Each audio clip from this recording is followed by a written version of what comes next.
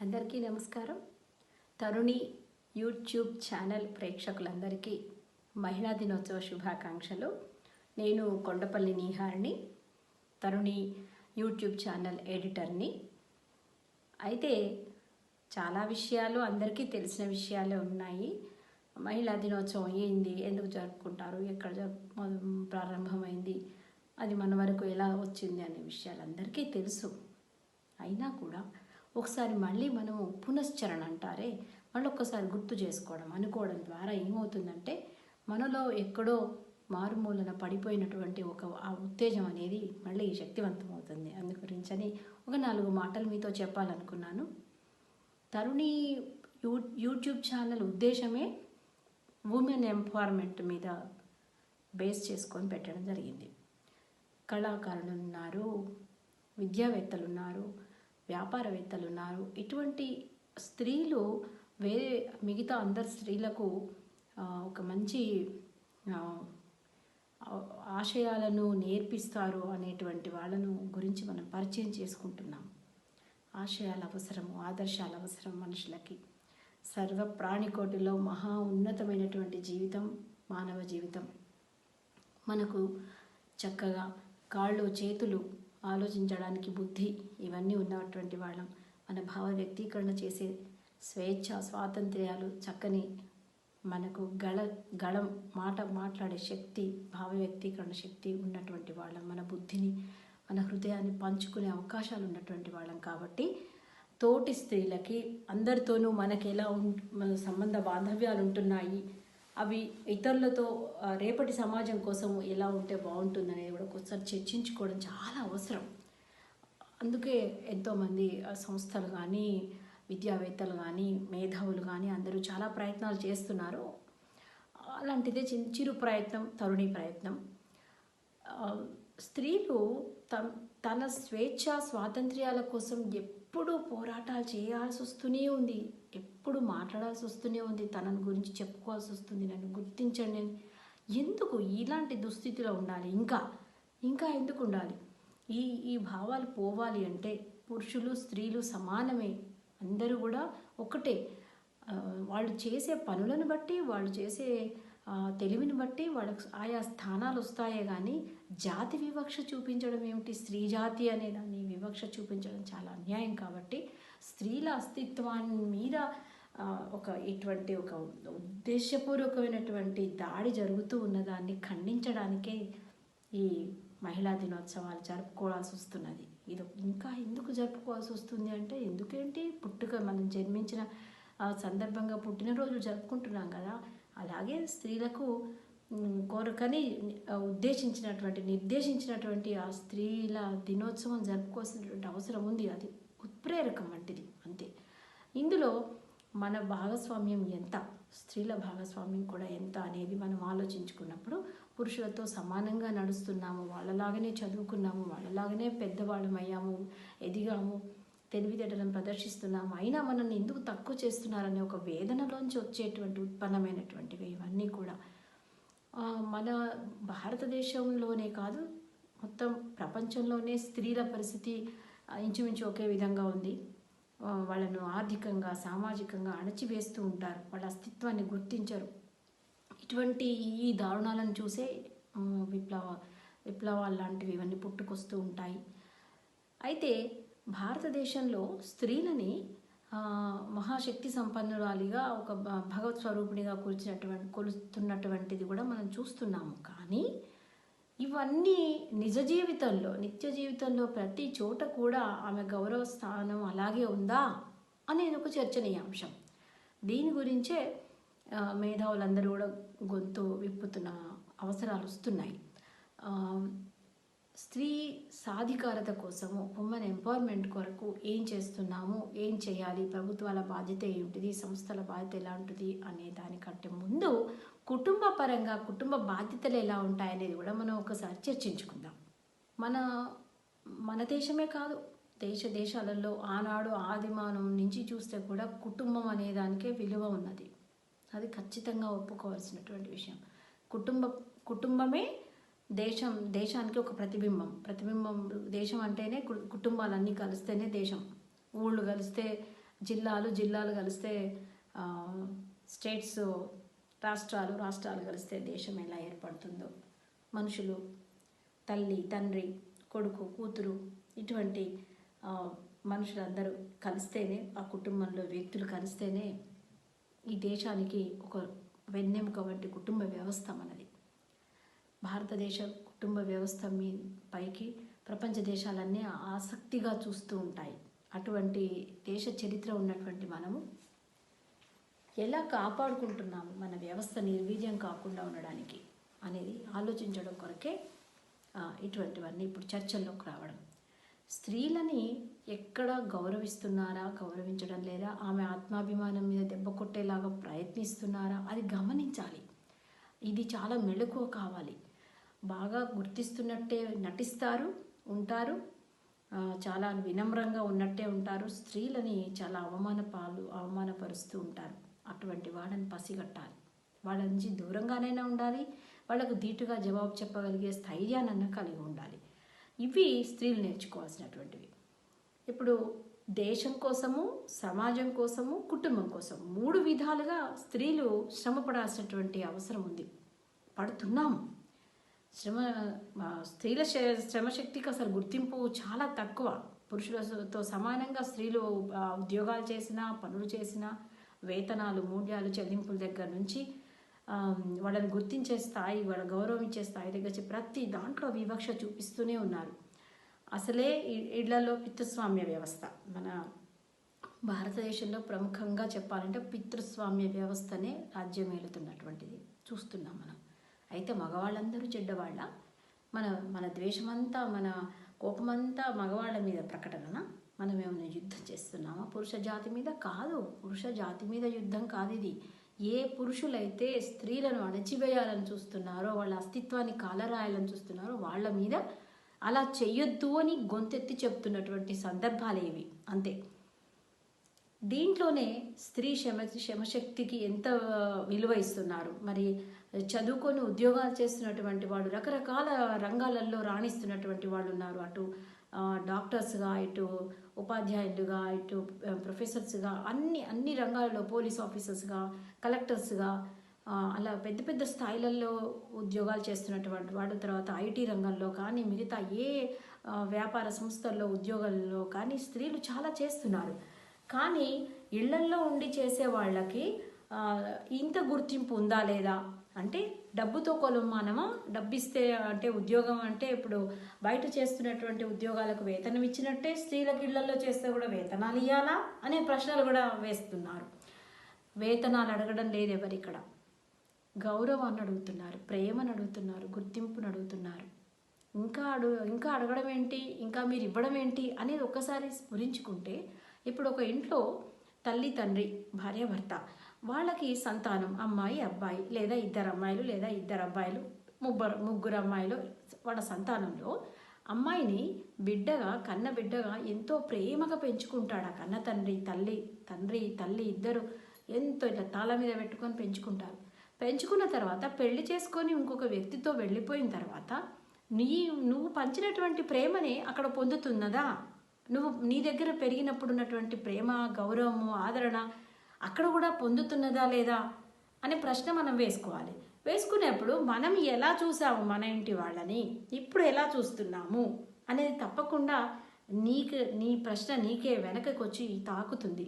అక్కడే ఈ ఆలోచనను పదును పెట్టినప్పుడు మన ప్రవర్తననే, ఈనాటి మన ప్రవర్తననే రేపు ప్రతిబింబంగా నీ కూతురులో, నీ కొడుకులో కనిపిస్తుంది.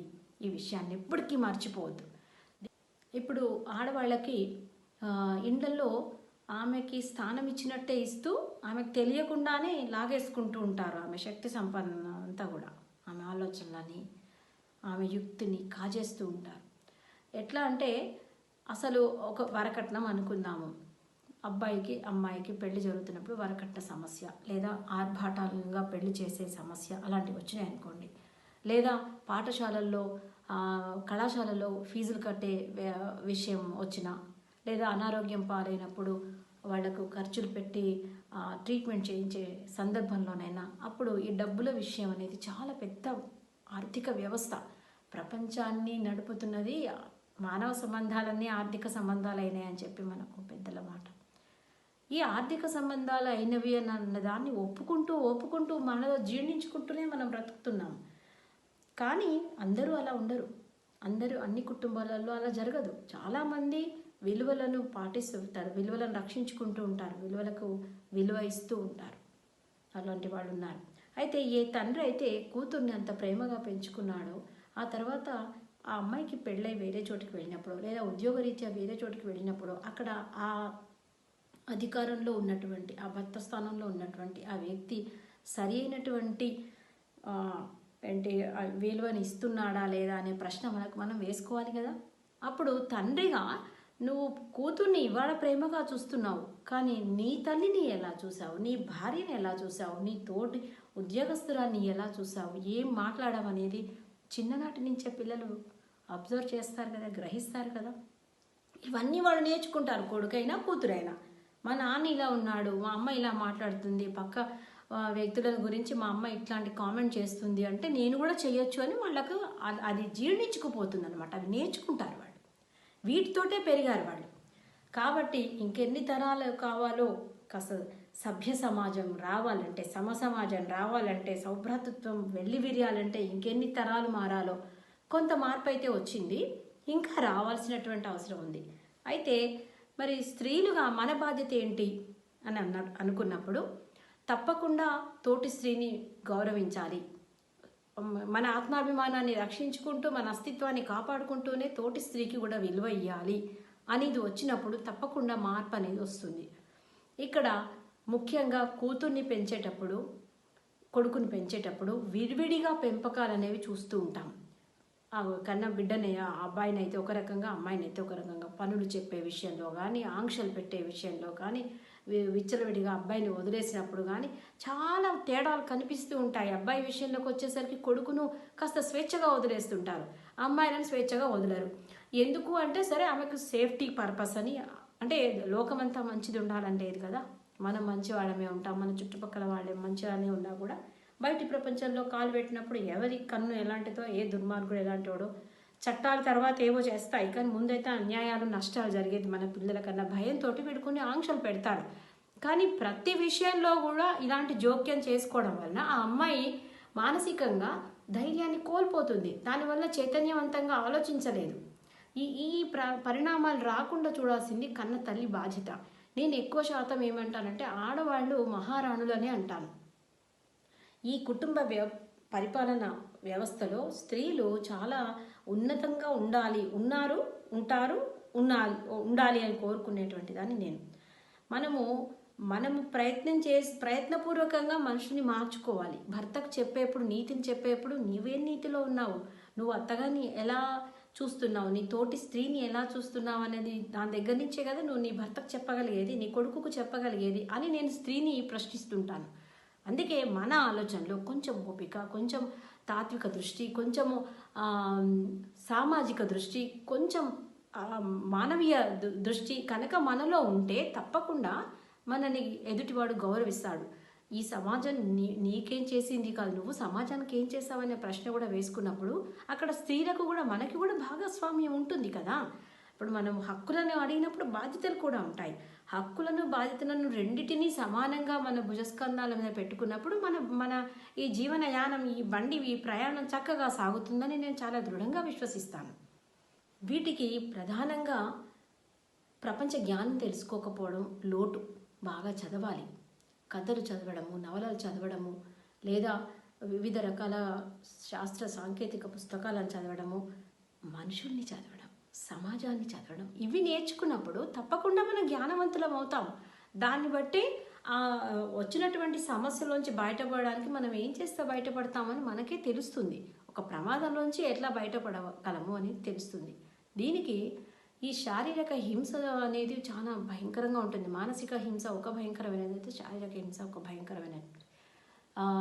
వ్యసన పరులు ఉంటారు, భర్త స్థానంలో ఉన్నవాడు, కొడుకు స్థానంలో ఉన్నవాడు.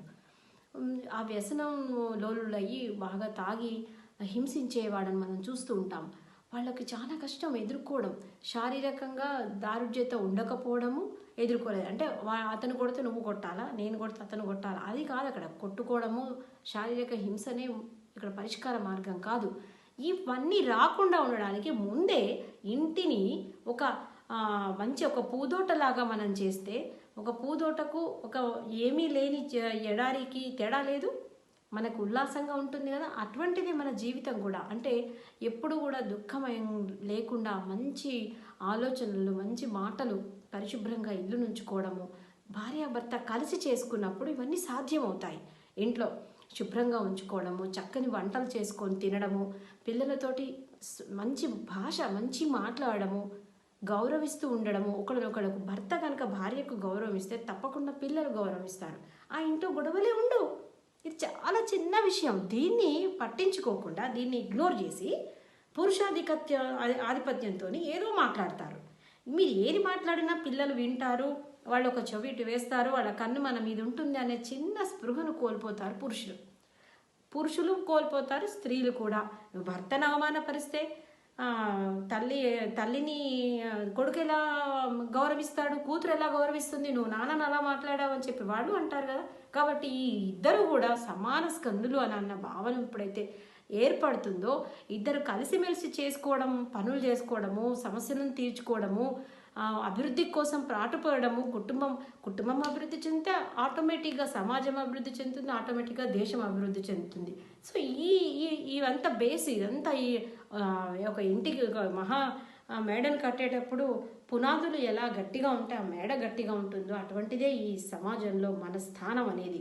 కాబట్టి ముఖ్యంగా అమ్మాయిలను పెంచేప్పుడు శారీరకంగా వాళ్ళు బలహీనంగా ఉన్నారు అని అనుకున్నప్పుడు వాళ్ళకి మానసిక ధైర్యాన్ని కల్పించేటట్టుగా మనం పుస్తకాలను చదివించడము, రకరకాల మంచి విషయాలను నేర్పించడము, ముఖ్యంగా మనము తల్లిదండ్రులుగా మనము వాళ్ళకి మంచి విషయాలనే మాట్లాడుతూ ఉండడం అనేది ఒకటైతే, తప్పకుండా వాళ్లకు ఏదో ఒక ట్రైనింగ్ అనేది ఇప్పించాలి.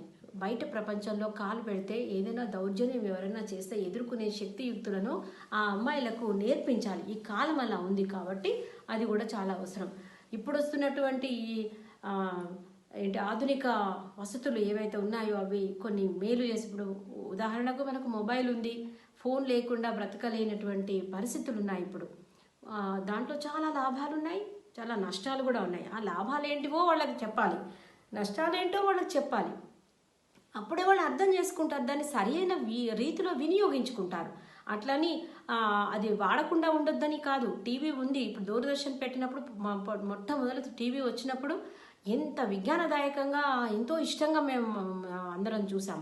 అది క్రమంగా ఏం జరిగింది, చెడువి చూపించడాలు, అంత విశృంఖలత్వం, శృంగారం కానీ, సినిమాలలో దౌర్జన్యం కానీ, ఒక వ్యక్తి ఒక 10 మందిని కస కోసి పడేసేస్తాడు, రక్తం చిమ్ముతుంది.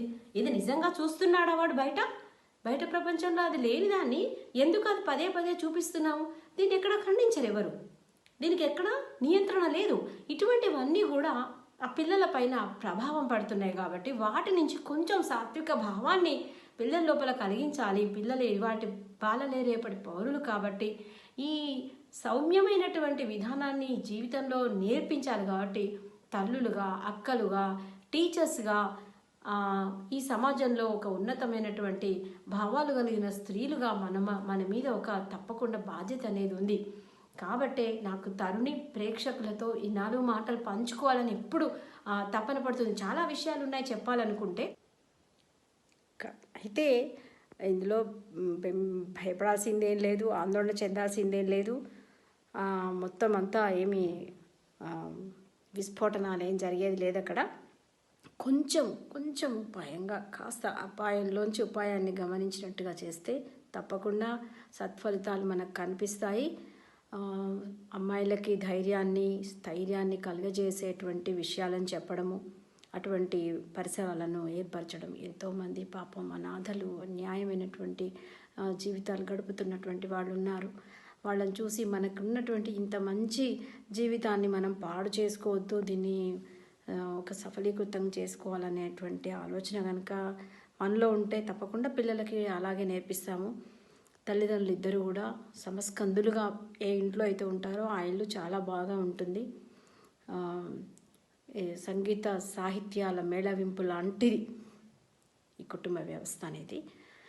పిల్లలు అందులోని పదాలు, భావాలు, వాక్యాలు, శృతులు, లయలు, ఇది నా భావం. ఏం కాదు, చాలా బాగుంటుంది, భవిష్యత్తు ఇంకా బాగుంటుంది. కాకపోతే చేయాల్సింది ఏంటంటే ఈ ఆధునిక సౌకర్యాలను, ఏవైతే సాంకేతిక సౌకర్యాలు ఉన్నాయో వాటిని పెడదోవ పట్టకుండా మనం చూసుకోవాలి. ఆ మొబైలే కానీ, టీవీలే కానీ, సినిమాలే కానీ వీటిపైన కొంచెం నియంత్రణ పెట్టుకున్నట్టయితే తప్పకుండా పిల్లలు మంచిగానే ఉంటారు, బాగుంటుంది. అమ్మాయిలను మాత్రం చాలా ధైర్యంగా ఏ పరిస్థితిని ఎదుర్కొనేటట్టుగా చేయాలి. ఏంటి, ఎప్పుడూ కష్టం ఉంటుంది, దాన్ని బయటపడాలంతే. ఈ ప్రేమలు, ఈ మెచ్యూరిటీ రాని వయసులో ప్రేమ వివాహాలు చేసుకోవడాలు, వీటికి ఆకర్షణలకు లొంగిపోయి తమ జీవితాలను నాశనం చేసుకుంటున్నారు పిల్లలు. అలాంటి వాళ్ళు ఎవరన్నా మనకు కనిపించినా మనం పసిగడితే తప్పకుండా వాళ్ళకి కొంచెం మేలు చేయాలి, వాళ్ళకి నచ్చజెప్పాలి. తల్లిదండ్రుల బాధ్యత ఎంత ఉందో సమాజంలో ఇతర పిల్లలపైన మనలాంటి వ్యక్తుల మీద ఉంటుంది. వాళ్ళకు కొంచెం నీతి చెప్పాలి, వాళ్ళని పెడదోవ పట్టకుండా చూడాలి. ఏదైనా పరీక్షలో ఫెయిల్ అయితే ఆత్మహత్య చేసుకుంటున్నారు, అబ్బాయి దక్కలేదని అమ్మాయి, అమ్మాయి దక్కలేదని అబ్బాయి, ప్రేమ సఫలం కాలేదని ఆత్మహత్యలు చేసుకుంటున్నారు. ఇటువంటి ఇది కాదు, జీవితం చాలా ఉంది అని చెప్పేటువంటిది మనం చూపించాలి బయట. అప్పుడు ఇవన్నీ తగ్గుతాయి, అంతా మంచి జరుగుతుందని ఆలోచిద్దాము. మంచి ఆలోచనతో అడుగు ముందుకేస్తే తప్పకుండా సఫలీకృతం అవుతాము. ఈ తరుణి యూట్యూబ్ ఛానల్ ద్వారా పాఠకులకు, ప్రేక్షకులకు అందరికి కూడా, తరుణి పాఠకులకైతే ఏంటి, తరుణి ప్రేక్షకులకైతే ఏంటి, నేను చేసే విన్నపం ఏంటంటే, నా ఆలోచన ఏంటంటే 2 విషయాలు. Think good, be brave. ధైర్యము, మంచితనము మన వెంట ఉంటే మనల్ని ఏమీ చేయలేవు. ఇది నేను బాగా విశ్వసిస్తాను. ఈ సందర్భంగా మీ అందరికీ మరొకసారి మహిళా దినోత్సవ శుభాకాంక్షలను అందజేస్తూ సెలవు తీసుకుంటున్నాను. Thank you.